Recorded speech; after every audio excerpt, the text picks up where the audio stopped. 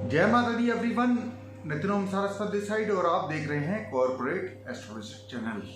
ठीक है, आज बात करते हैं केतु महादशा में, क्योंकि बार बार ये कमेंट आ रहे थे कि केतु में अगर ये इसकी महादशा केतु महादशा में अगर इस ग्रह की दशा चल रही है, यानी कि केतु में केतु की चल रही है, केतु में शुक्र की चल रही है, केतु में चंद्र की चल रही है, केतु में सूर्य की चल रही है, तो क्या रिजल्ट आते हैं उसके हिसाब से, राइट।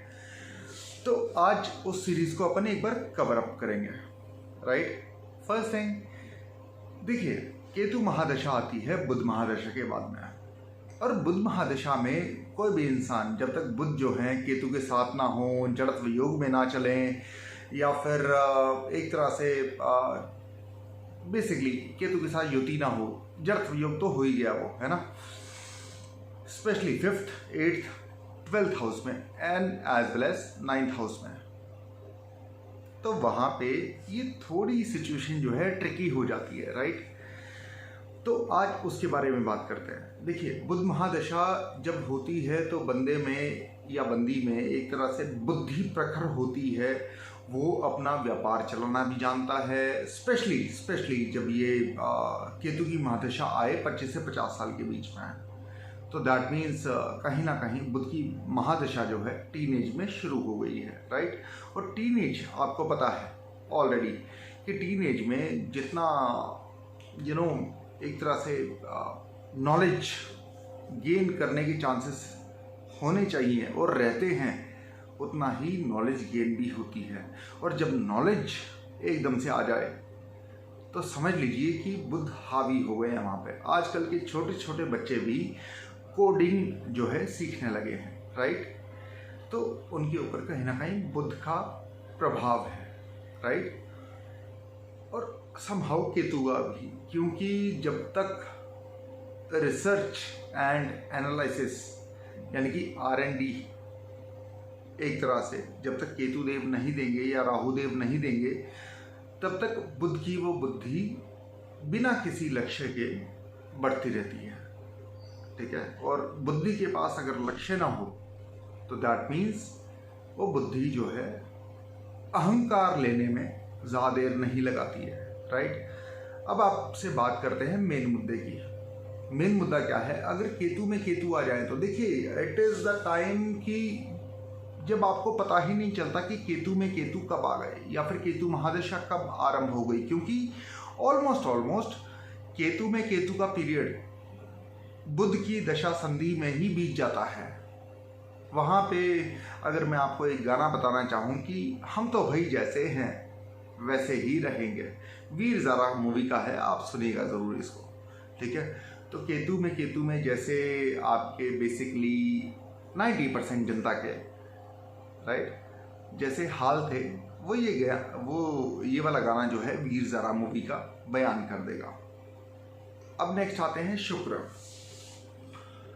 शुक्र जब आते हैं ना तो एक तरह से बंदे को नए पंख लग जाते हैं, नो मैटर किस भाव में है, किस राशि में है, लेकिन जब शुक्र आ गए मतलब पंख लग गए, वहाँ पे एक्स्ट्रा पैर आ गए, एक्स्ट्रा पंख आ गए।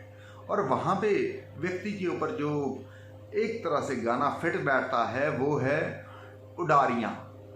सतिंदर सरताज जी का है वो गाना, आप भी सुन सकते हैं। और केतु में अगर शुक्र की दशा आपके पास चल रही है और एक नया relationship, right, that doesn't matter कि आप मैरिड हैं या नहीं हैं, आपको अपनी पत्नी से भी दोबारा प्यार हो सकता है, या फिर आपको एक नया एक्स्ट्रा मैरिटल भी हो सकता है, स्पेशली राहु केतु अगर 5th में या 7th में हो तो, ठीक है, एक नया रिलेशनशिप भी वहाँ पे जन्म ले सकता है। हाँ, कुछ एक केसेस में 12th हाउस का राहु भी यहाँ पे मैटर करता है, लेकिन राइट, जैसा आप समझ सकते हैं कि अगर केतु राहु जो है 12वें में है तो केतु ऑटोमेटिकली 6th में होंगे, राइट। तो यहाँ पे जो गाना आता है बेसिकली उडारियाँ आता है, एक नया जाम उनको चढ़ता है, इश्क का, लव का, एक्स्ट्रा मैरिटल का, राइट। कोई एक राह चलती बंदी पसंद आ गई, किसी आप डॉक्टर के पास जा रहे हैं तो वो डॉक्टर आपको पसंद आ गई या आ गए, it is applicable in male and female chart both, right. दिक्कत कहाँ आती है? दिक्कत आती है जब उसके बाद में आ जाते हैं सूर्य, ठीक है।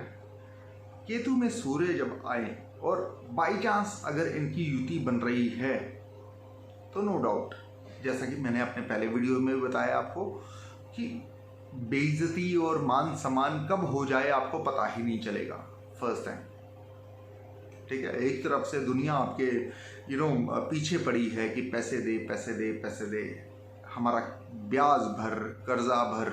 दूसरी तरफ से आपके चरण धोए जा रहे हैं पीने के लिए, इतना मान सम्मान।